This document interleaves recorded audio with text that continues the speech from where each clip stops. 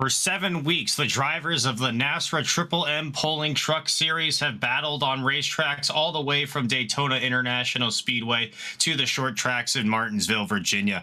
But tonight, it's a little bit different. We come to you from the world's greatest dirt track here in the Eldora Motor Speedway from Eldora, Ohio, and we say good evening here on Racecraft TV. My name is Ian Fisher, and alongside me in the booth is Terry Tear It Up Radford, and we're excited to have you joining us today, of course, for the NASRA Triple M Polling Series All-Star Race. Drivers are out here qualifying right now, but Terry, I got to ask you, this is pretty different for most of these drivers. They're used to racing on asphalt ovals, and probably that's where a lot of their bread and butter is. So what can we expect coming to a dirt track for a one-off event like this? A lot of wrecking and a lot of beating and banging. I don't expect to see these drivers do anything less than sending it down in the corner, maybe pushing the cushion a little bit and going up there against the wall, trying to rip the Kyle Larson line, or maybe going down to the bottom and trying to be more conservative like Joey Logano was in the Cup Series at Bristol Dirt. But this ought to be a fun event, one-off. But looking at qualifying across the board, I would say that it's between the 2 and the 43 and who's going to walk away with this. And no surprises at all, as Ted Wade again is at the top of your qualifying order so far, and then following him is Blake Lothian. The rest of your screen comes in there, followed by Brian Abbott, Devin Painter, and Raul Meza for your top 5 qualifiers so far. But Terry, I'll give you a little bit of advice here. That Ted Wade guy, he's pretty good. He's somebody to watch out for. He has 3 wins so far on the season, and of course those wins came at well, first off, I want to say that he opened up the season by pushing his teammate Chris Cinnamon to the win at Daytona. And then he followed himself up with wins at Martinsville, Sonoma, and Darlington. And of course, here we're at the Eldora Speedway in New Weston, Ohio. It was opened in 1954, a half-mile clay dirt racetrack. And Terry, you and I were kind of talking about it a little bit before the broadcast. 24 degrees of banking in the turn and 8 degrees of banking in the straights. This place is banked for a dirt track. Oh, it absolutely is. And you actually brought up a track of Darlington. This is kind of like a Darlington. You think about one corner is a little bit more different than the other, and then you got to keep it up higher speeds in one corner, lesser speeds in the other. But you see the machine right here, the 78 machine of Keith Haney. He's ripping the top, and that's what we're going to see when we get to Darlington next week for all of the A and B and C open cars. You're not going to see a whole lot of this ripping the bottom. I still hate dirt so much. I hate it. Dirt is definitely difficult, and I am no good at dirt at all. I'll be honest with you here, Terry. I am someone who can't drive away out of a wet paper bag on dirt. And we had Darlington last week, and I can agree with you that everybody was riding the top line. You really only saw the bottom for passing here, but as we see the 78 of Keith Haney finish up his qualifying run, you bring up a good point, is a lot of these drivers are going to try to run what we call, if this is your first time watching a dirt race here on Racecraft TV, is what we call the cushion. On the top line of that racing line, you can kind of start to see where the dirt changes color there, colors between the darker color and the little bit lighter color there in the turns. And drivers will try to ride that. And I don't know, Terry, maybe you're a little bit more eloquent than me when it comes to explaining how dirt racing works, but you kind of mentioned last night in your coverage of the Sierra Nevada 100, you're not as familiar as I am as well as dirt, but what does that cushion do for the drivers trying to make their way around this Eldora Speedway? Well, it's going to allow them to get a little bit more grip in the dirt, and I had to have somebody explain it to me a little bit better today. I told Josh Lee, I was like, look, I'm going to study as much as possible to come out here and call this right. It allows the truck to turn. It lets the back end kick just a tad bit more, and you see the 4, he went up there a little bit. You don't want to jump it. You don't want to go up into the wall and get the back end there, but it doesn't hurt. It's not going to hurt this truck if it goes up and pops the back end. It might help it turn a little bit better, and hey, it might help you rip the top a little bit more.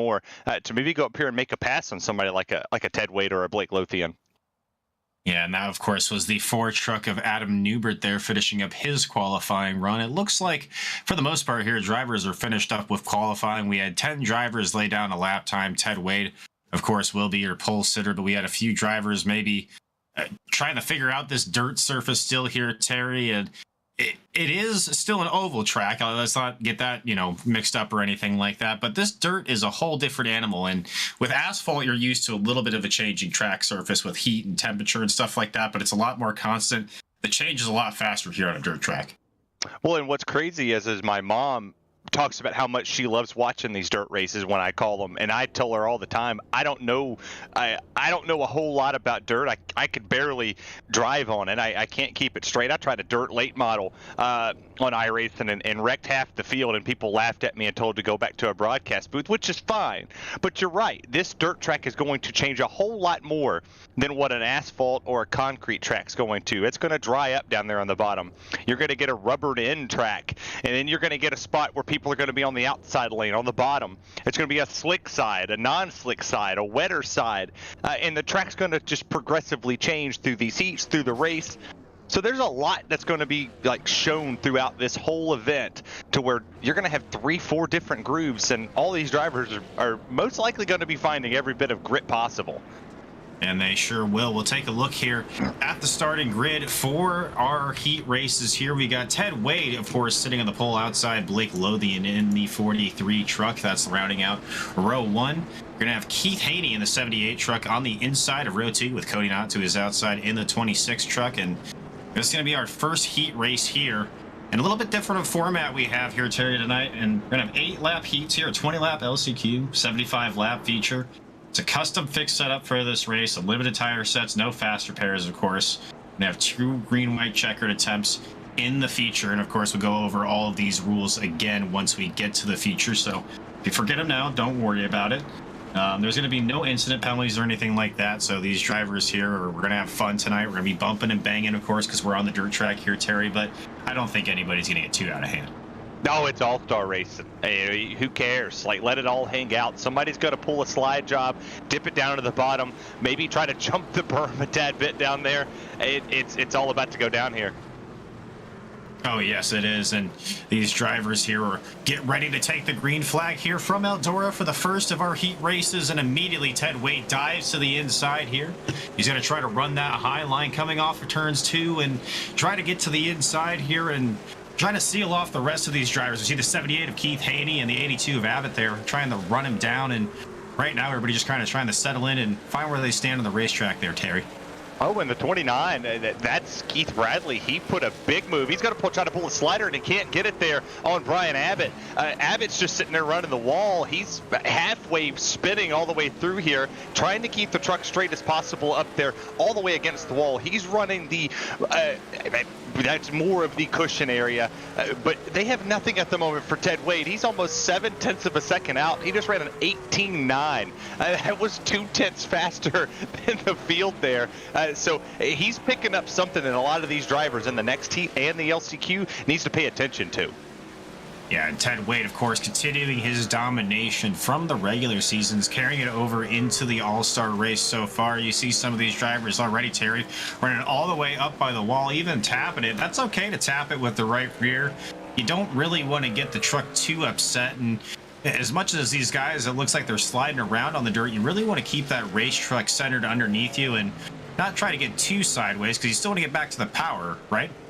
Oh, absolutely. And you see the 82 right there. He taps the wall just a tad bit. That helps straighten the truck out here. I mean, you see it when you look at what is about to be the Craftsman Truck Series coming back next season.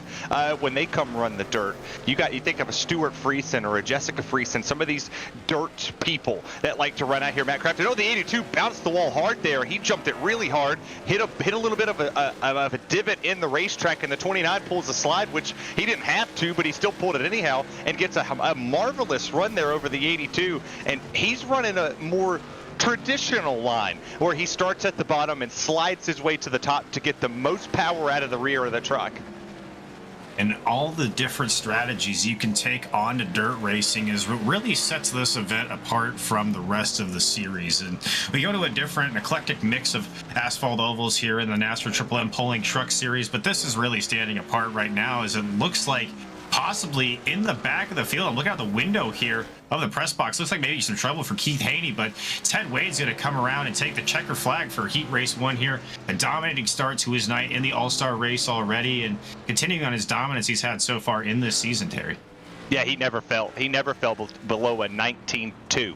So he's got speed. He's picked it up, but don't sleep now. Keith Bradley right there actually started picking up speed as the race progressed there, and while it was only 8 laps, That's valuable knowledge when he gets to the 75 lap feature that might play dividends to him go up there and maybe challenge for it.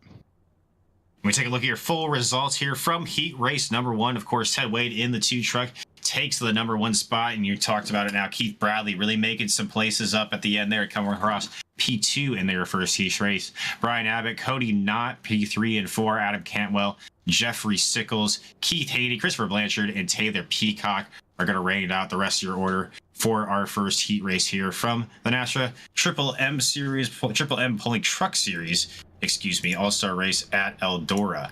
So you can see the grid here getting started for our second heat race. We'll have 2 of these heat races, so this will be the second of 2. Of course, 8 laps again. Blake Lothian in the 43 car is going to be on the pole here. Devin Painter, Raul Meza, Brady LaBeouf, Dana Shepard, Robert Richards, Torrey Thompson, James Haney, and Adam Newberg are going to round out your field for this second heat race. And we've already got 1 heat race under our belt here, Terry. What do you think going into the second one? Are you going to see a little bit more aggression, or are you going to see more of the same? I think we're going to see a little bit more aggression because you see the tracks wore in just a tad bit. I believe it actually rolled over from heat race number 1, so it wasn't a fresh slate of a race surface. So these drivers are really going to have their work cut out for them, because while it was only 8 laps, you see how the groove really started rubbering in right there on the high side. That's less cushion that they can really bounce here in the second heat. So if it transfers over and we don't get a clean slate for the LCQ, that's going to spell some trouble for a lot of these drivers. You better hope that they can hold the wheel straight. Hope that they can hold the wheel straight indeed. So Blake Lothian in the 43 truck is going to lead our field to green here for the second of our heat races. Devin Painter in that beautiful Exide tribute to the Burton family there on the outside. Always love seeing that truck up there. And then another one to watch out for, of course, is going to be the 9 truck of Brady LaBeouf as we go racing again here from Eldora. It's going to be a really good jump for Blake Lothian. Going to try to get in and kind of work that slide line you mentioned there, Terry, and kind of work his way up in front of the 99 truck of Painter here. But a little bit trouble in the back there. It looks like Meza spinning in one other truck. I think it's Thompson in the 96 who is also spinning there. So tough for both of those guys. But the rest of our trucks are battling for position. Remember, not only can you make the feature here in a heat race, Terry, but you can also put yourself in a great position for the LCQ as well. You absolutely can, and you see the damage right there a little early on for the 37. I got damage on the passenger side of the vehicle, and the 4 pulling a marvelous slide. Oh, he makes contact there, almost had it cleared, but couldn't get it. Makes contact with the 55 of James Haney, and caution comes out in this heat. And if memory serves me right on dirt, caution laps don't count, so we rack them back up. We stay on lap 3. I'm not entirely sure what the rule is on caution laps. I would assume that you are correct, Terry. We'll see what happened here. We're looking at a replay right now. It looks like the spin from Thompson, I believe, there. I don't think that's what brought out the yellow.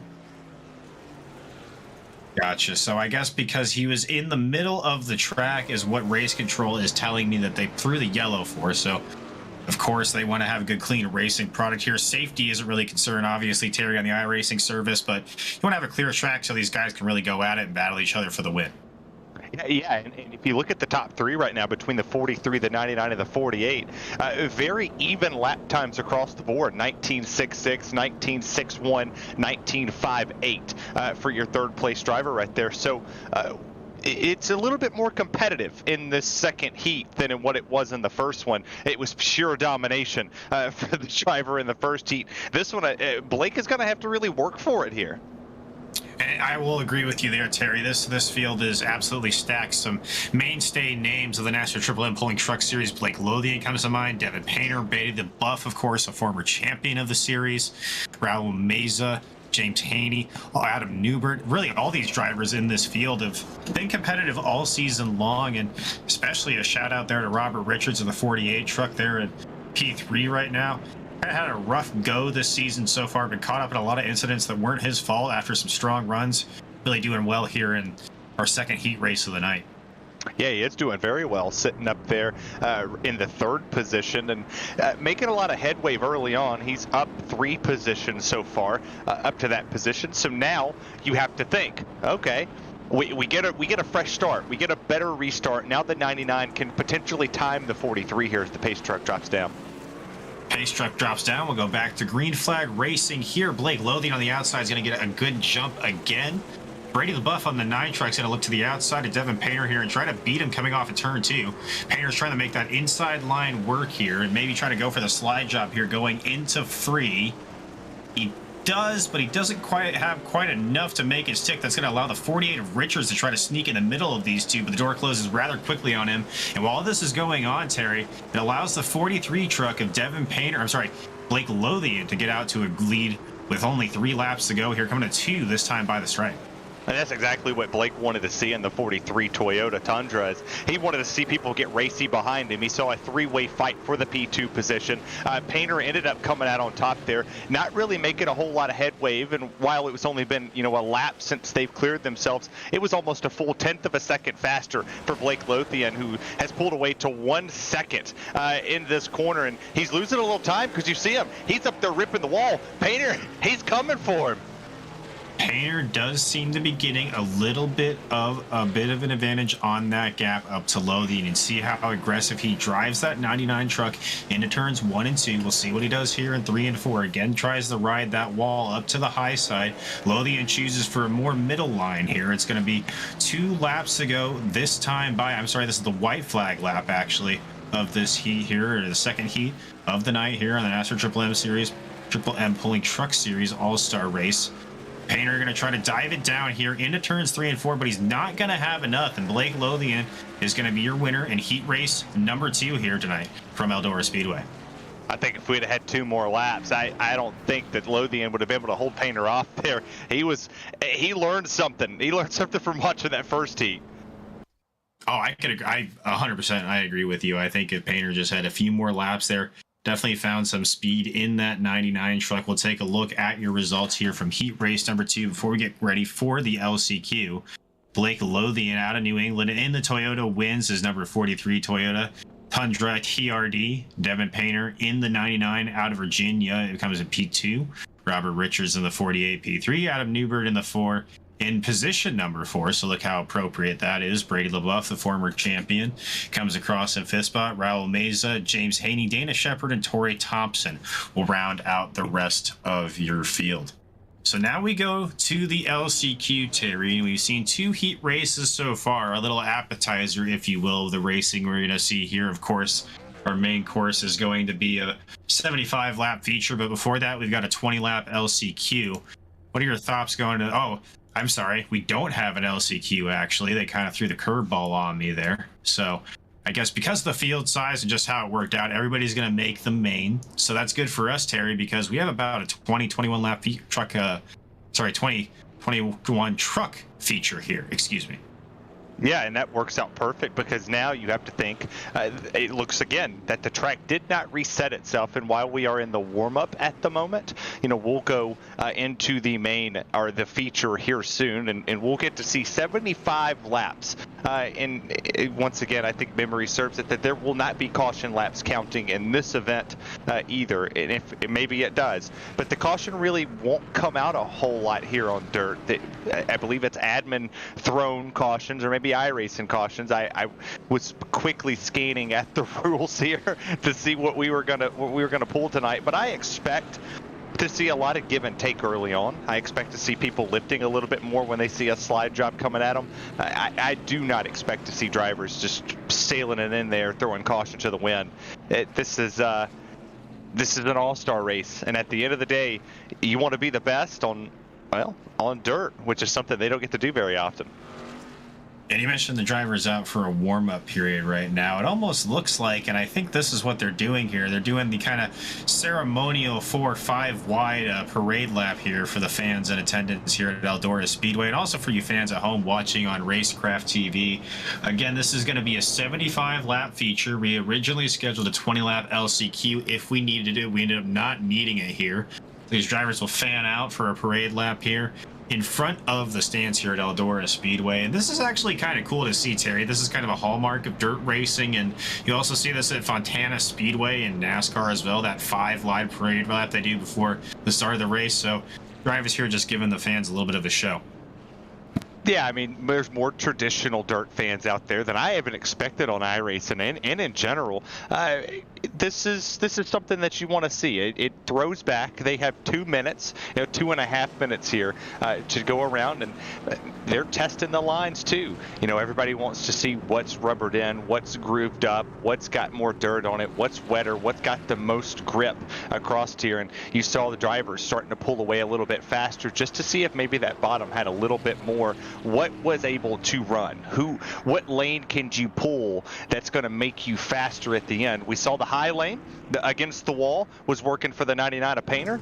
You saw it in the first heat where the wall was working very, very well. So now we're going to see, can the bottom play advantage? Can the middle play some advantage? And well, who's going to be the one that's going to come out on top? And are we going to see some fireworks on the track? And we know we'll see fireworks when we cross the start-finish line for the checkered flag, because these dirt tracks know how to put a race on. They sure do, Terry. And about a minute left in qualifying here. Of course, Ted Wade and Blake Lothian being your heat race winners. They will more than likely start on the pole for this race. I don't know of any kind of invert. The LCQ got switched up on me here, so maybe a few things that I'm not quite entirely ready for here. I don't think there is an invert, but there possibly is. That is a dirt track thing. But I think if you see there, Ted Wade, Blake Lothian are to be on your front row, and Ted Wade has won 3 races so far this season. Terry, to kind of get you up to speed a little bit. Blake Lothian winless this season in points racing, and obviously this is your all-star race event. There's no points being paid out here tonight, but still a lot of bragging rights on the line for all of these drivers. And if you're somebody like Blake Lothian that doesn't have a win in the regular season, Ryan Blaney in the NASCAR Cup Series comes to mind. Maybe you go in and you get that win at the all-star race. Doesn't ran into much dividends in the regular season for Ryan Blaney, still winless, but maybe you get some momentum here by winning the All-Star race, even though there is no points being paid out. Yeah, and momentum in a win anywhere is going to carry you into the future events. Who knows? Maybe you'll see one of these guys come out here that are winless and get this. There's people that are just dirt racers. I mean, you look at Connor Berry comes to mind last night watching him race. Cam Peterson, he was in a Volkswagen and he won the race. So anytime you put one of these drivers on dirt, in a truck, in a car, whatever, they could find a way to win this. But I would expect to see Blake Lothian actually sit on the door of Ted Wade here, because he showed some speed. And showed some speed, he indeed did. And you make a good point here, Terry. It's not exactly as dominant as it's been all season long for Ted Wade. Sure, he won his first heat race, and so did Blake Lothian in the 43 truck, so they're sitting on the front row. But it wasn't like the runaway style of driving we're used to with Ted Wade. Of course, Blake was in a different heat, but the lap times were very similar. So, of course, as we get started here tonight for our feature race of 75 laps, that's going to be something to keep in mind. Will Ted Wade maybe fall to one of these dirt course ringers, or will he be able to keep the momentum that he has from the regular season, take it into the all-star race, get a little bit of bragging rights, and then go back racing next week at Atlanta on September 9th? So the field will start rolling here. We might have a grid for you, we may not. I know it was kind of confused by the heat racing earlier, but you see we see on the left side there, we still have the timing tower for you, of course. So Ted Wade will start on the pole, followed by Blake Lothian, the winner of heat race number 2. The Bradley in the 29 truck rolling off in P number 3, and Devin Painter in the 99 in P4. Abbott and Richards round out your row number 3, Knott, Newbert, and Cantwell, your top 9 positions, and then your last year's champ, Terry Brady LaPuff, is going to roll off in P10, and that's going to round out your top 10 here tonight from Eldora Feature Race.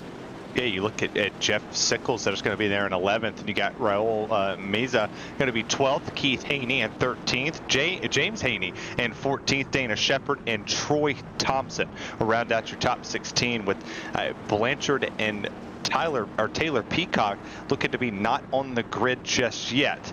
We'll see if that changes once we take the green flag. Maybe they decided to start on pit road here. Yeah, they haven't taken the grid yet, and the pace truck there will dive to the safety of pit roads. That's why not showing up on your timing tower. But we will go green here for our feature race at Eldora. This is the first of 75 laps, and already Ted Wade trying to dive to the bottom, get that slide job up there. We have a little bit of Jocelyn and RG Bargy back in the field, a couple of drivers battling here, and really these first laps, these drivers are just going to try to find where they're at the racetrack. You see that aggressive slide job move by Lothian there all the way up the racetrack. And Ted Wade dives down to the bottom, tries to cross over here and repay the favor with the move into turn one. He is going to get there, and he was clear of Lothian for a second, but Lothian's going to battle back on the bottom side here. Now this invites the 29 truck of Bradley in. He's going to join us here, and we have a caution on the racetrack. I'm not entirely sure what happened yet, Terry, but that was an exhilarating battle there at the beginning between Blake Lothian and Ted Wade, just trading slide jobs on each other. Well, I knew coming in, like sitting there watching Blake in the second heat race, that he really wasn't going to lift and he wasn't going to back down from Ted Wade. As you see right here, the 96 of Troy Thompson having some issues here once again, had issues in the heat race, and it translates over. Dirt's not for everybody. I would probably cause at least 5 cautions in this race as he goes around in turn number 3. Looked like he was trying to come back down on pit lane and potentially brought the caution, and it did. So in the racing lane, in the groove, caused the caution here, and it looks like caution laps are going to count as we've put another lap on the board. So caution laps will count in the feature race. That does make a little bit more sense. You don't want to count them in the heats where it's only a couple of laps. So it kind of ruin the point of even running the heat race in the first place, I guess, Terry. But only 4 laps, going to be coming to 5 laps gone by initially. And yeah, I have to agree with you. This dirt racing is definitely challenging for some of the drivers that don't do it very often. And there's really no similarities between dirt racing in an oval and asphalt racing on an oval, except for the fact that they're both ovals. Is that right, Terry? Absolutely. I mean, you think about the lack there of grip here on a dirt track where you really can't mash the throttle as hard. You just want to sink it to the right and then swing it back to the left to get as much slide as possible. You do that on an asphalt track or a concrete track, your rear tires are gone. You're not going to make another lap. But these drivers are working it in the 43. Man, he's got a piece under him. He sure does. We're back to green flag racing here from the Eldora Speedway for our NASRA Triple M Polling Truck Series All-Star Race. And again, you see the 43 of Blake Lothian getting out to the early lead with the jump on Ted Wade. And we saw how imperative it's been all season long. If you're going to make a move on Ted Wade, you probably have to do it on the restart. Once he's out in front, he's hard to beat. And you see these top 4 trucks so far just battling you to kind of a group here, these 4 at the front and then the rest of the field behind him. And you saw the rest of the field there, Terry, coming out of turns 3 and 4. They were not really organized at all. They were kind of all over the place battling for position. Well, and they're all looking for grip. They're all looking for room on the racetrack, and I'm not surprised with that 99 ripping the very, very top. And a slide job gets pulled on him. That's from the 29. He didn't make it stick. 2 bobbles a little bit. The 99's all the way up against the wall once again. He's almost in the back of the 2. Ted Wade, hold on, do it! Oh, wow, that looked a lot closer on camera, I will say, Terry, than it actually ended up being, because from our angle there, it looked like Ted Wade was basically doing what the 29 just did to the 99 of Devin Painter there, just slide up right in front of him and clearing himself. There was a little bit more room on the racetrack than we both thought there, maybe a little bit more excitement, but here we have some excitement. That's the 48 truck. I know at least one truck there smoking, diving down to pit road. That's going to be the 82 machine. This brings out our second yellow of the night here on lap 10. Let's see what happened, Terry. I'm sure we'll have a replay here soon. Of course, Zach Johnson in the production truck bringing us all the great shots from around Eldora Speedway here tonight. Forgot to mention that at the top of the broadcast, so Zach, please don't hurt me there. Looks like the 48 got into the wall a little bit and then kind of just self-spun. Gets back up in front here. Collects the 82, and it looks like one of the truck at the bottom. I saw that was the 78 of Haney. Then you have the 8, and it looks like the 90 or the 55 of James 55, Haney. Yeah. Haney spinning behind him there. So kind of a chain reaction starting by the 48, kind of getting squirrely all by himself there, Terry. Yeah, he bounced up into the wall. Robert Richards catches the wall down the straightaway, hits the... There's divots in dirt, and this was one thing that kind of confused me the first time I ever raced on dirt. You go down in the corner and you think that the lap before you had a lot of room, and you think, okay, I got plenty of time to get down in the corner as quick as possible, and then you hit a rut, and that rut wasn't there a lap before. And then you go over it again, and the rut's gone. It starts to fill itself back up, and then it ruts again, and you think, okay, well, I'm going to go up to the middle, and then boom, you hit another bump, and it unsettles these cars, especially these trucks. These are massive stock cars with the dirt setup in them. So while it's much different, and you're not going to necessarily hit a massive rut on any other form of racing, this is what makes trucks at Eldora probably the most prestigious and one of the most unique races of all time. Unique indeed. We go back to green flag racing. I kind of remind myself of the NASCAR Camping World Truck Series, not the NASCAR Camping World, or sorry, Craftsman Truck Series. Kind of going for a blast of the past there. This used to be the home of the Eldora Dirt Derby for them. Of course, the dirt race for NASCAR has moved to Eldora Speedway, but we're racing here tonight in the NASRA Triple M Pulling Truck Series for their All-Star race, and off of that last restart, Ted Wade was able to grab the lead over the 29 of Bradley there. Blake Lothian sits in third place right now. Devin Painter and then Keith Haney round out your top 5. Brady LaBeouf tries to make the bottom side work here on the 4 of Adam Newbert. He's losing a little bit of ground to him, and it's allowing Cody not there in the 26 to kind of catch up. He's going to look to the bottom here on Brady LaBeouf. And as we get into a longer green flag run, as we see the two trucks get together there, the Brady LaBeouf's going to get shot all the way to the bottom. I thought that was going to be a little bit more problematic than it ended up being, Terry. Not surprised at all that these drivers are really searching. They're out here trying to find each and every spot on the racetrack as contact's made there. I believe that's the 8 and the 2 again. There's contact being made every which direction. And they made the contact getting big hard to the wall. Big shot there for Brady LaBeouf as he goes smack dab into the wall, and your vision's impaired here as well. You go into the corner, you don't necessarily know. Trucks around. Oh my goodness, the 9 of Brady LaBeouf and the 48 there, it looks like, got together. Looks like the 55 also involved. That 55 has been hit by everything but the pace truck so far. Essentially, Terry, you're not wrong. Every time we've seen the yellow so far, he's getting caught up in somebody else's mess. No, yeah, and we'll see what happened here. A little bit of... You can't bump draft on dirt. That's one thing. That gets the 48 unsettled, and then Brady LaBeouf kind of just files into him from there. It's unfortunate for Robert Richards in the 48 machine. Not really anything that he did there. Maybe kind of got loose coming off of 4. It looks like, yeah, you see that there, and then Brady LaBeouf, he's trying to race as hard as he can there still, Terry, so you can't blame him for not lifting, but then it kind of just starts off the chain reaction from there. Yeah, Haney couldn't get slowed down here. Hitting the brakes on a dirt track is rather difficult because the back end then wants to slide. So it's tough brakes so far for the 55 machine, but hey, truck's still intact. Damage really doesn't mean a whole lot here. I mean, you can beat and bang in these trucks as long as you don't have motor damage. Aero means really nothing as long as the thing can turn and you can figure out how to get around. You just wait for the big one on dirt to happen, and hey, you might find yourself in victory lane. Well, I was chuckling to myself a little bit there, Terry, because there's a running joke with a gentleman that I work with that you can draft harder on dirt with go-karts than you can at Daytona or Talladega, so we always give him a hard time for that. So you saying that there kind of made me chuckle here. We're going to be going back to green flag racing, I believe this time by. It looks like the lights are off on the pace truck. Give a shout out to the track maintenance here at Eldora, getting us back to green flag racing very quickly. In the 29 of Keith Bradley, what a jump he had there, Terry, going off in the turn 1, leaves the rest of the field in the dust.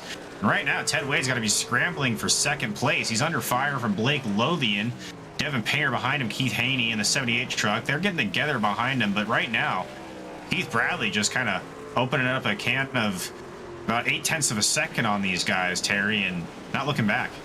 Well, I'm going to wonder what race control says about Keith Bradley's jump, because he was not the leader. The leader was Ted Wade coming there, and Keith Bradley was second on the outside. So I'm going to be very curious to see what they say about that one, because it looks like the 29 maybe jumped that restart, but everybody goes single file, and well, that makes typical sense. You go back to the back and you start to see a two-wide battle for, I believe that would be the 11th place position, but nothing too wild here so far. Every single person is just trying to hold on for dear life, trying not to wreck this thing. You see the 55 looks like he's just slowing off the pace here. Might have had a little bit of motor damage that he can't necessarily keep up. Looks like he's going to try to come down the virtual pit lane here as he's all the way down on the bottom, or maybe he's looking for somebody, who knows. But that 29 still ripping the top as hard as possible. But don't look now, Ted Wade ran a 19.11. He is on a mission.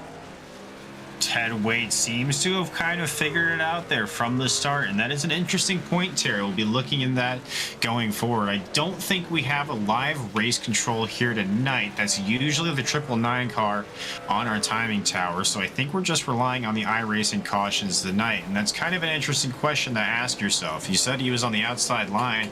He kind of jumped that start on the outside. I've only been black flagged for a pass on the inside in iRacing, so I'm not sure how the outside line works. Regardless, what it leads to right now is the 29 of Keith Bradley trying to fight off the 2 of Ted Wade. They're separated right now about 9/10 of a second. Right now on your screen you see the 99 of Devin Payer and the 43 of Blake Lothian. This is one of the best battles on the track so far. Painter trying to reel down the 43 machine of Blake Lothian. Lothian running that extreme high line, even beating the right rear quarter panel off of the truck a little bit there. And you know, Terry, it kind of looks like these guys are out of control a little bit, bouncing their trucks all off the walls, but sometimes it actually helps you turn. Oh, it absolutely does. It'll make it. You see a truck around here. We'll see who that one is. It looks like it's the 8 machine still going around. Can't get the traction on the rear of this truck. But yeah, the wall's going to help you turn as much as possible. You can kind of use it as in bowling terms. You can use it as the rails. You know, people who are beginners in bowling, they put the bumpers up. They go out there and they bowl maybe at 200. You put your kids up there on the lanes. They bowl really, really well. But right now, who's bowling really well is the 99. That throwback to Jeff Burton, he's all over the back bumper of that 43. He goes down to the bottom looking for a slider, and you got Blake Lothian. He's still running the wall. He hasn't left it. Back in, kicked out. 78 comes up with Keith Haney. Everybody seems to be finding the most grip right now. Brim riding. We look on board right now with the 43 truck looking off the back end of Blake Lothian's machine. You see the battle there between the 99 of Devin Painter and the 78 of Keith Haney, and we saw Painter try to make that slide job move work on the 43 of Lothian there, Terry, and he wasn't quite able to make it done. And look what happened. It kind of opened the door there for Keith Haney and the 78 to catch up to him. Now he's going to battle Keith Haney. And he is going to have to battle him. And you think about what we just saw there with the 43 going down to the bottom. You can't be content, right? You can never be content with what you're doing on the racetrack. You have to look for different ways. You see that the middle's starting to rubber up a tad bit, so you're going to get a whole lot more slide there, but you don't want a whole lot of slides. You want it to be sort of on the verge of out of control. You want the truck to be yawed out a tad bit in the rear just to get the slide through the corner. Then you want to get it back as straight as possible when you're back on the throttle off exit. So interesting to see them searching around as the 45 and the 78 make contact there. Oh man, and that was big contact there for the 45 down there on the bottom. He had to stop virtually, and the caution comes out. And that was the lap machine, the 45 of Dana Shepard, and the 78, as you mentioned, Terry, of Keith Haney. It's going to bring out a caution here on lap 35 of 75, of course, of our featured race. We'll take a look at what happened here. 22 truck's getting a little bit loose, kind of rubbing the wall. He's going to spin here. He's going to come down the racetrack, tap the inside wall. We'll see what kind of happens with the rest of that there. I think that's what brought out your caution, actually, Terry. But you mentioned before that I believe it was, it's kind of escaping me now, but you mentioned the contact between those 2 trucks earlier, and yeah, that was the lap car of Dana Shepard getting together with Keith Haney. And that isn't what brought out the caution, actually.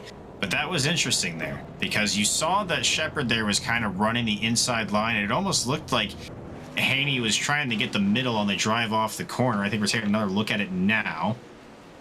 Gonna talk us through this a little bit here, Terry. You see the 45 comes up, taps the 78. There's two guys going for the same place, looks like.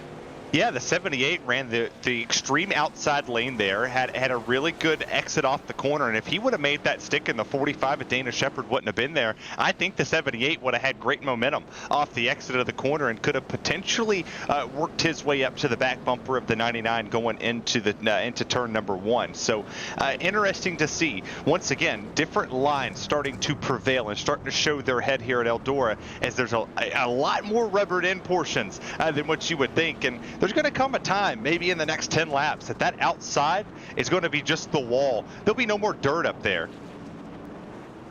And you can see how the track, especially coming out of 3 and 4 here, is getting rubbered in. We go back to green flag racing, going to be lap 38 here. Again, another great start for Haney. He's going to run the outside line, try to seal off Ted Wade there, because Ted Wade is really getting his speed off of those restarts by running that outside line.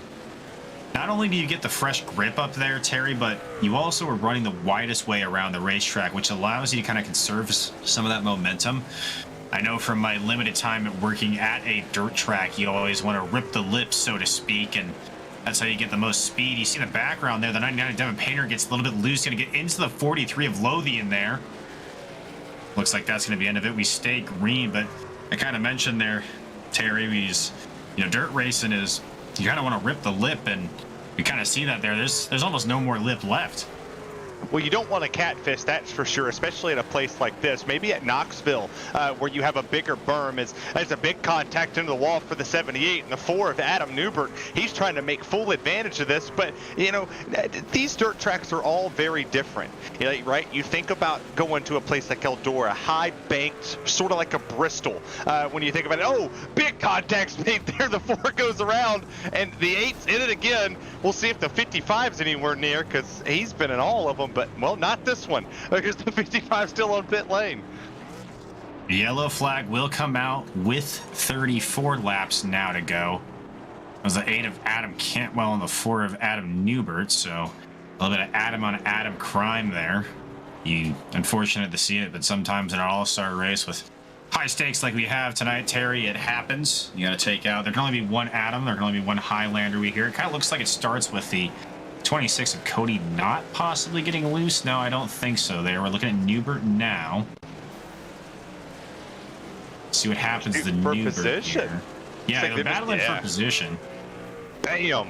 Just slid up a tad bit there, and that's dirt racing. Like that's just good hard racing, honestly. And I think if the 8 wouldn't have spun, that's no caution. You might have had some hurt feelings. You might have had somebody get a little mad at you, but I mean that's just racing. And what a 360 there. What a save.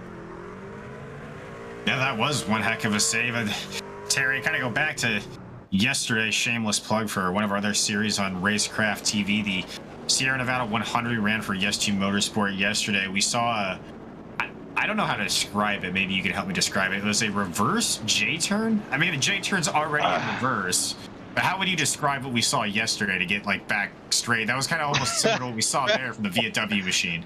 Well, I think what Josh Lee said was the reverse moonwalk. He pulled the moonwalk out on us. Had a little Michael Jackson beat it happening on in the background. Everybody was excited to see it, and yeah, that was awesome because all it takes right there in these trucks is to get on the throttle really well and just sling the thing around, and he did. I mean, the 29's going to restart. He was almost in the wall there out of 4. Yeah, really getting on the gas early is Keith Bradley in that 29 machine. Ted Wade goes for an aggressive slide job there. He's going to clear Painter, but it's going to put him into the wall. Not sure if that's going to damage that tree truck at all, and you can see that Ted Wade is really kind of trying to slice off the first half of the entry to the corner there and really just slide the first half and then rotate the truck through the latter half of the turn. He's under fire now from the 99 of Devin Painter. He's been up for the front all night long, and then of course Blake Lothian behind him. Painter gets kind of loose off it too. Looks like he's able to hang on to it. Well, I tell you what, that two truck, he's not going to have a right side left when this race is over, because that thing is all tore to pieces. It literally looks like an ex-girlfriend or somebody that just went and keyed your truck. He has hit the wall in every which way possible, and surprisingly enough, he's getting faster as there. He just rode the wall all the way through the corner, and that's perfectly okay here at a dirt track, because you're not gonna need aerodynamics. You could tear the fenders off of it. The 29 gets extra sideways there, and that's gonna let the 2 get right to the back bumper here. 29 banks the wall harder. The 2 goes in even deeper. They're fighting for the lead. Well, I've heard it's a Louisville Slugger to both headlights, but it looks like someone's taking a Louisville Slugger to the right side of Ted Wade's truck. And you see it happen again there. He tries to slam the wall again, heading in the turns 1 and 2. He's giving it everything he has right now in his Q truck to try to chase down and Keith Bradley. And this is something we haven't seen much of from Ted Wade this season, is a little bit of driving out of control. Now, I understand that we're on a dirt track that's starting to wear in a little bit, but it's evident right now that Ted Wade in the Q truck, he's driving his wheels off to try to catch up to Keith Bradley as we watch this onboard shot, Terry. Oh, this is perfect. Zach Johnson, you're an absolute genius for this one, because you're seeing the wheel just getting yanked back and forth. He's really having to work it. His hands are just moving ever so quickly. He's just banging it left, banging it right, hitting the wall, beating it off the corner, just doing every little thing that he could do. And he's watching the 29, and he's mimicking his line. He's absolutely just tearing it up here. He's going to get in the wall here, get up on 2 wheels all the way up against the wall. When you say riding the lip, he truly is riding that wall all through the corner.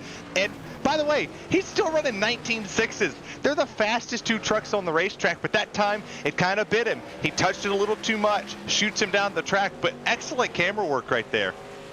And we've got one slow truck down to the bottom. Looks like they're having engine issues. That looks like the 9 of Brady LaBeouf, and you kind of mentioned it. Bradley and Wade just going toe-to-toe, just punch for punch with each other now, coming to 22 laps ago next time they cross the stripe. And that's unfortunate for the 9 truck of Brady LaBeouf. You see him pulling it into the pits there.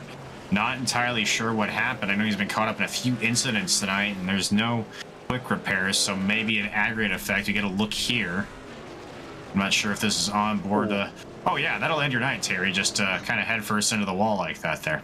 And my mom corrects me in the chat. You're right. It was Billie Jean. My fault for the moonwalk, but it was a good little Michael Jackson reference. Regardless, we had a Carrie Underwood reference a while ago. Even that was out of left field. I wasn't expecting Carrie Underwood at a dirt track, but hey, I'll take it. It's almost Sunday night football time in America, so I'm all for it for a good football reference. But yeah, 45 having an issue down there on the bottom. That's Dana Shepard. He's going a lap down here from your race leaders, and Bradley pulling away here. It's a second lead, and the 2 is trying to fight hard, trying to catch back up.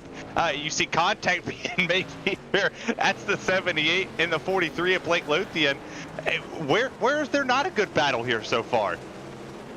And so far, it's been kind of the story of the night, is there's been kind of paired battles to all of these drivers. You mentioned Bradley and Wade, of course, battling for your lead, but right now, you take a look at the battle between the 43 of Lothian and the 78 of Keith Haney, and both of these guys have been kind of glued to each other all night long, Terry. They've been really beating and battling with each other. Seems like one of them gets the inside line and is able to complete the slide job in the next lap. The next driver gets the crossover move here, and they're battling with each other. It'll be 17 laps to go next time they get to the stripe, and they're not done yet. They're definitely not done yet, and I think what's going to make this race even more crazy is if another caution comes out. Maybe a little commentator curse there, that if we do see the yellow flag, I expect to see Wade, I expect to see Lothian, Haney, maybe even Painter go up here and just make a complete, just an awesome slide job to maybe check up this field, maybe bottleneck the drivers in the corner to potentially make a way for them to get away a little bit. But you see right here, Lothian gets into the wall. He allows Haney to get back to the back bumper, a little bump draft, a little tandeming on the dirt, what we've been doing all weekend officials. But that's close quarters racing between 2 drivers who are going to refuse to give up to the last lap. And refusing to give up, they are indeed. Haney now tries to take a look to the inside, but something that's been kind of a trend of this race so far, Terry, is one driver will make the outside line work and be able to catch up to another driver, but completing the pass is another thing. As you see the Keith Bradley there. That's the caution. Gets into Mesa, and there's the caution, Terry. You did commentary curse it, but in this case, since it's the All-Star race, so there's no points involved, it is just bragging rights on the line. I think it's the commentary invocation because, of course, the fans at home. We're going to see one more restart at least. And this was kind of going to the point that I was going to bring up here earlier as we watch what happens here on the replay is only the passing we've seen tonight has kind of happened on the restarts. You see Haney here is going to come down, make contact with Mesa in the 37. That's going to push him into the wall. One other truck there gets collected. And that's going to bring out the yellow, obviously. But we've only really seen passing here, like I said, Terry, on the restarts.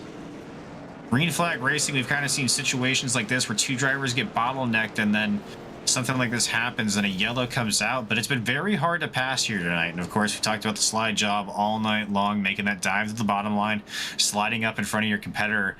We haven't seen that much once it gets into the stretch of 10, 15 laps, and we're going to probably be coming to green here with, I would say, maybe 11, maybe 12 laps to go. You're going to have to make your move right off this restart jump here.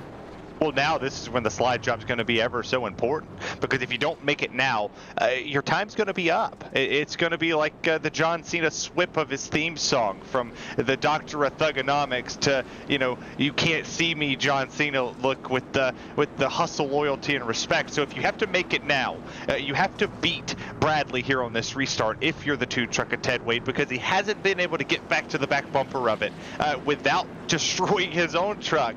And if you're Lothian or Haney, well, guess what? Your race just got reset. You were 5 seconds back. You're right on the back bumper. You see the leader's name tape.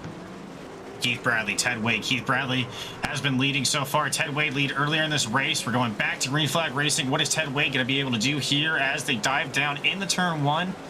Plays a safe, conservative line, just follows in with the wheel marks of the 29 of Keith Bradley there and is going to try to run him down. We've seen Ted Wade make a few aggressive moves to the inside. Lothian, Haney, Painter, the rest of your top five back from there. Newbert, Knott, Shepard, Cantwell, and Mesa make up your top 10. Cantwell and Mesa one lap down. And the rest of your drivers are either on pit road or out of the race so far. So really a battle between the top 8 trucks, Terry. Make it the top 4 trucks right now. I would say back to Haney, maybe throw Painter in there. And this little group of 5 that we have battling for the win right now. That was 9 laps ago, that time across the stripe. Mesa's going to make a move to the inside of Newbert here. Mesa was given an end-of-line penalty last time by. I'm not sure if they determined that accident between him and Haney to be at fault, or if there was something else between that and there. But back up at the top of the field, Keith Bradley was able to hold off Ted Wade once again on that restart. And right now is in the catbird seat, Terry, coming to 7 laps ago this time by. It's his race to lose. Yeah, it absolutely is. And the 29, all he has to do is keep that wheel as straight as possible. And that's hard. That's easy enough to say from up here. You have to be a little bit more steady with it. You can't allow the truck to control you. You have to be in control 100%. And for Ted Wade, he just has to hold it out of the wall as much as possible. If he can rip the lip like he has been doing in the early portion of this race, and he can just keep it about a truck length off of that wall and maybe dive it in a tad bit more and do what Keith Haney's been doing, arcing it in, hitting from the top, working back down to the bottom into the slick. He might be able to work it. At that time, he closes into 0.3 of a second. He didn't touch the wall at all. He barely touches it there. He's there. He's on the back bumper. That's 1/10 of a second. 5 laps to go. The drivers get the high five from Barney the Flagman, this time by Keith Bradley, trying to hold off Ted Wade in the closing stages of the All-Star race. And towards the back of the field, I see a spare. That's the 4 of Adam Newbert. That's going to bring the caution flag out.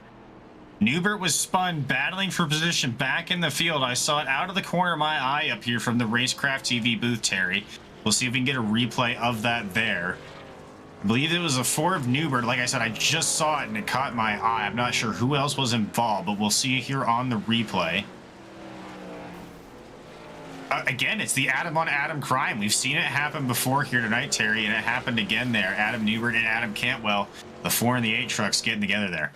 Oh, and Mesa did a great job squeezing up against the wall, not getting involved here. But this is 2 drivers going for the same real estate on the racetrack.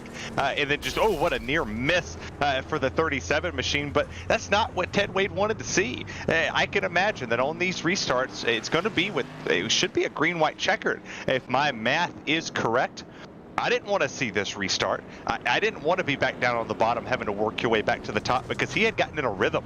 That rhythm is now broken. Now you have to refine that rhythm, and could it be a little too late for him to get up there in that 2 machine to maybe ruffle the 29 up a tad bit? Because once again, there's no points. So if you dump somebody, hey, it's all-star racing. It is all-star racing indeed, but these drivers do have to deal with each other for at least 10 more weeks after this. We will be going to a green-white checkered finish. Of course, we have 2 possible green-white checker attempts in our feature race tonight. This will be the first of them. So Ted Wade to the inside, Keith Bradley on the outside. He is in control. He is your control car right now. And if you're Ted Wade, you got to do something a little bit different, Terry. He's been able to get such a jump on the restarts so far. Keith Bradley in that 29 truck on the high side. Ted Wade was making the slide job work earlier.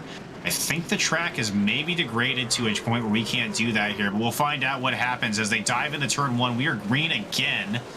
Keith Bradley again able to hold off Ted Wade heading into turn 1.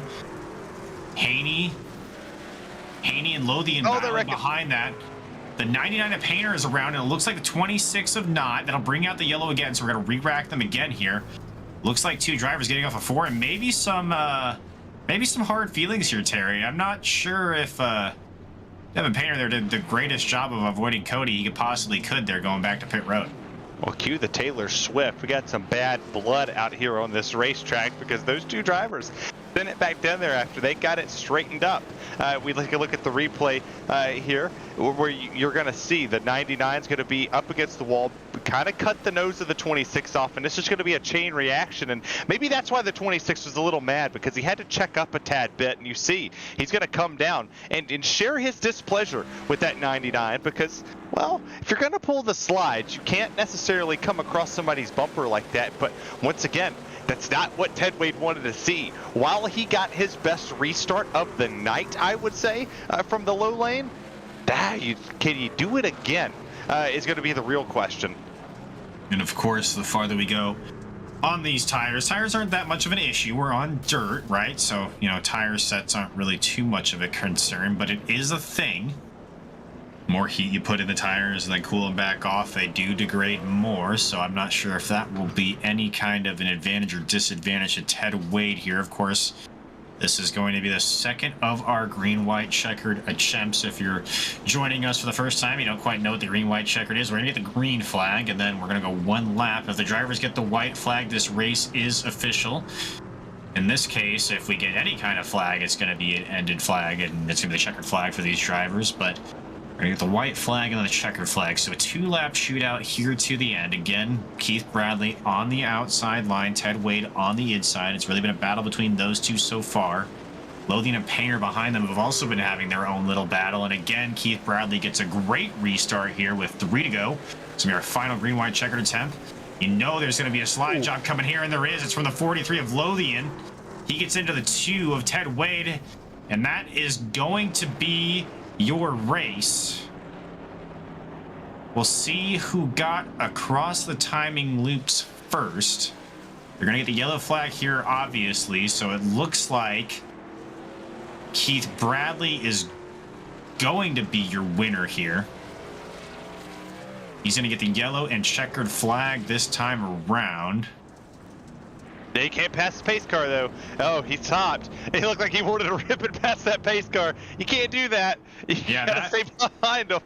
That would be detrimental, and yes, it looks like Keith Bradley's going to come to the yellow and checkered flags here, and he's going to win the NASRA Triple M Pulling Truck Series All-Star Race at Eldora. Gets a little bit of a tap there from Ted Wade, a congratulatory tap, and that's got to feel good if you're Keith Bradley. Hasn't had any win on the season yet as far as points-paying races go, but gets it done here tonight from Eldora in the All-Star Race. That's got to feel excellent for Keith Bradley indeed. And maybe we mentioned at the top of the broadcast here, a little bit of a confidence going into the rest of the season there, Terry. Well, and like you said, you mentioned it earlier in the thing with Ryan Blaney winning the All-Star Race at Texas in the Cup Series. Now, while Ryan Blaney has not had a win, an official points-paying win, he ran better. He went to the very next track and had a better result than he had really put all season long, and he's been up there in contention for it. Now I'm just kind of curious when we get to Atlanta in our next race here for this series. Can Keith Bradley come in there? While this is different, a different style of racing than what we're going to see at Atlanta, can he go do it? Can he say, hey, I am the all-star champion. I bested all of you on dirt. I want to go do it for real, for real. And for real, as you take a look at the replay, the two sitting in for the slide, and Lothian was there. That's dirt racing, boys. Yeah, I don't think, going back to your earlier point, Terry, I don't think anybody has ever had any complaints about winning. So Keith Bradley right now, we're watching out the windows of the press box here, drives it into Eldora victory lane. And of course, we'll have interviews with your top three finishers as always: Keith Bradley, Ted Wade, and then Keith Haney. Of course, your top three. We'll get a look at the rest of your grid here in just a moment. But what a race by the 29 truck of Keith Bradley. And really, Ted Wade was up there and dominant like he always is, but not quite able to get it done. You saw he kind of got stacked behind Keith Bradley there and wasn't able to go anywhere from there. As we'll take a look at the full results, of course, Keith Bradley, your winner here tonight from Eldora Speedway. It does say Blake Lothian on the screen right there. I guess we'll just ignore that. I guess the ATVO decided that it was going to take the day off tonight. But don't worry, I have the real results for you over here. The two of Ted Wade comes home in second place. Keith Haney in the 78 third. Devin Painter in the 99 P4. Adam Newbert P5. There's the real results that we have now.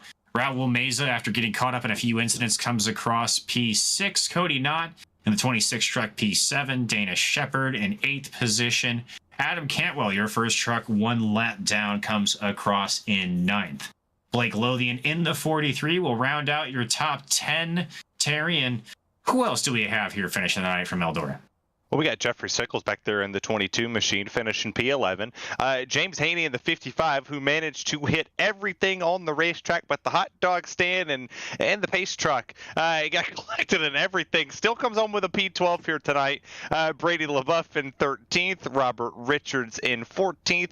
Brian Abbott in the 82 rounds out 15th. And you got Torrey Thompson in 16th. Christopher Blanchard in 17th. And Taylor Peacock rounds out your 18-car field here this afternoon. And what a race it was, of course, tonight from Eldora. And Keith Bradley is your winner. And without further ado, we go down to Eldora Victory Lane. We're standing by with Keith Bradley. Keith, congratulations on your win here from Eldora. And I know it wasn't a points-paying race, but the All-Star race still has the feel good. What were you able to do tonight to get it done over Ted Wade there? We really haven't seen anybody beat him on the long run this season. Just ripped the wall down, ripped the lip up there on the cushion. That was the preferred line. That was the fastest line, and it definitely helps that I've raced here in real life in a non-wing sprint car. Well, yeah, that definitely would help for sure. So talk a little bit about that real life experience that you have. I mean, what were you able to bring over here onto the iRacing service? Is it an accurate representation in your mind? Does the track condition degrade like it does in real life? Tell us a little bit about that.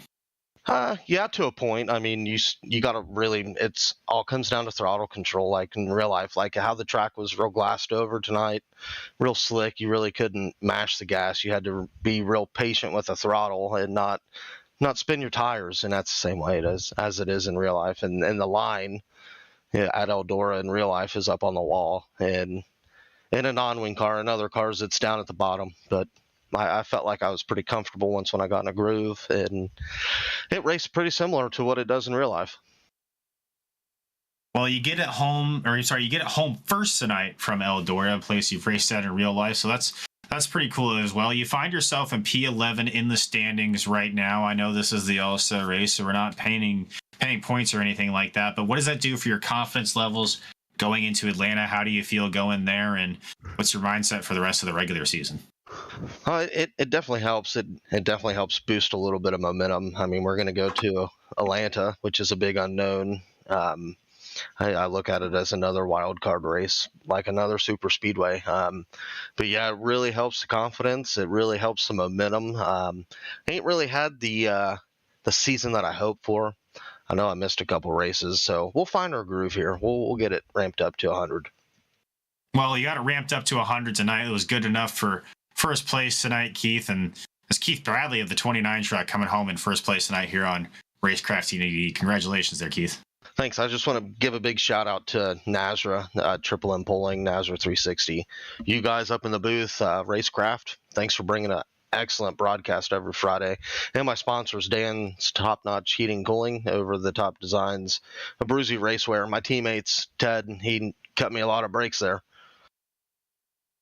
And again, that was Keith Bradley, your winner here tonight from Eldora. Always good to talk to Keith, and pretty cool to see that he had some real life experience there, Terry. But you're standing by with our second place winner, the 2 truck of Ted Wade. Well, Ted Wade, what's up, man?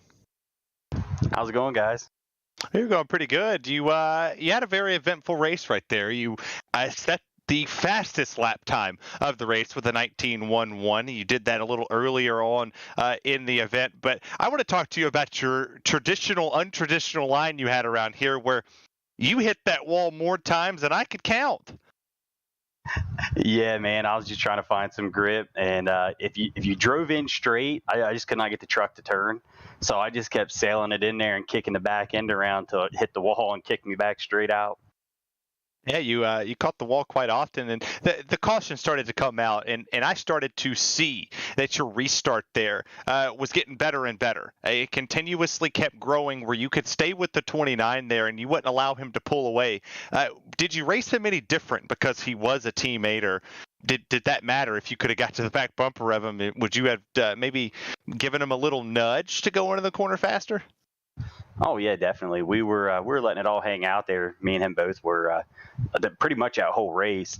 We were trying to separate ourselves a little bit before I'd run him down, and like on the restarts we'd get bunched up. But I had a couple opportunities there. I was about to throw a slider on him, and then the yellow would come out.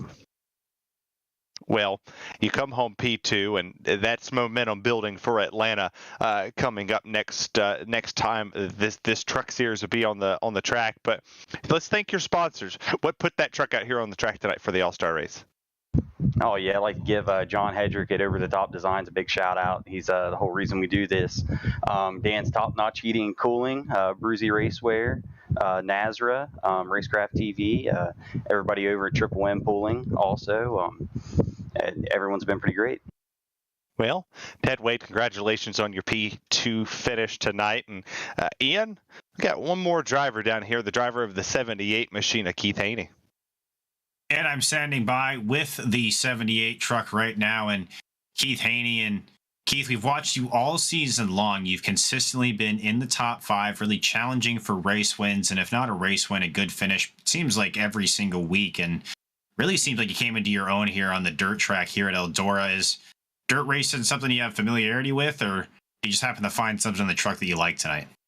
Shoot, no, man. We came in here tonight with our fingers crossed just to finish this thing. And once I seen that we had a shot at a top 3, man, we buckled up the seatbelts a little bit and we gripped the steering wheel and we went for it. And we saw you all night long kind of around incidents. You weren't the cause of any incidents, but there was incidents. You were incident adjacent, let's say that. What did you do tonight kind of just to avoid some of those incidents and keep your truck as clean as you did to end up in P3? Man, we had a 4-leaf clover in our pocket tonight for sure. There was one wreck right there where, man, a collision happened in front of me, and the seas parted, and I was able to drive right through it. I was sure that was the end of our night there, but man, we got through that one. Well, you got through this one tonight. You got home P3, so safe to say survival goal. You can check that one off in the team hauler tonight. We go to Atlanta next week. It's going to be the high banked new super speedway configuration, I believe. Correct me if I'm wrong there. You might know better than me, but what are you looking forward to there? Are you going to get the 78 truck in victory lane? We hope so. I think our worst enemy is cautions. If these things can go green, and I seem to do better when tire wear is a pretty big factor. I need to get up on the wheel a little more, I believe, to start knocking off some wins and be up there with Ted, and Joey and some of these other guys that are really up front every week. It seems like man, I'm lacking on the short run. I always notice myself catching these guys over the long runs, but it's never enough to be there, to be in contention. But I definitely see the lap times ticking off, but it's too little too late for the most part.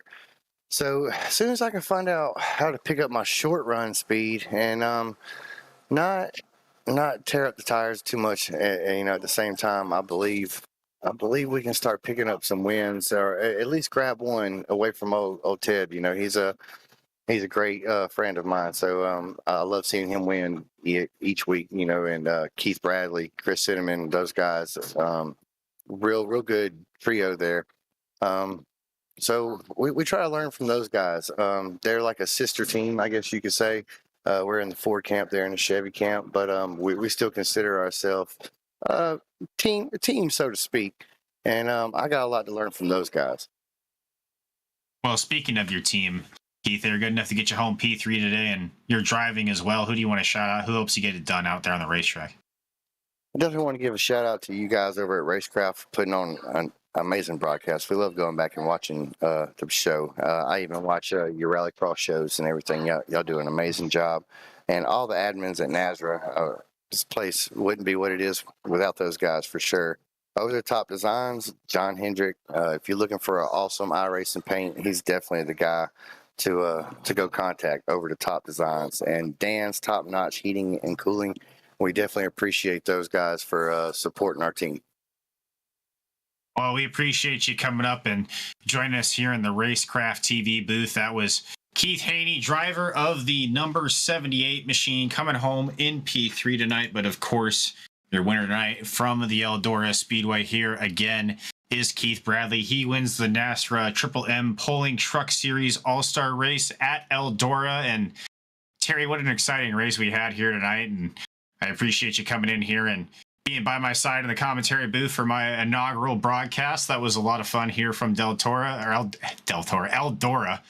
Well, what were your thoughts? What stood out to you tonight? Well, first, I want to say congratulations. It takes a lot to jump into your first lead event at a dirt track where we talked about pre-race between me and you. We're not dirt fans. We don't watch this often, and you did a marvelous job. It was top notch across the board. I have appreciated my two races back to back with Racecraft TV last night and tonight. It was an absolute pleasure to work with you and Zach Johnson on the production. Keith Bradley, hands down the story of the show. He was able to run the top. He was able to run the middle. He was able to run the bottom when he needed to. He made the pass when it counted the most, and he held on for dear life when a very fast two truck of Ted Wade was beating his back bumper off, literally beating his back bumper off and putting him in the wall, and he held on for the win. Great all-star race, and a great track to do it at Eldora.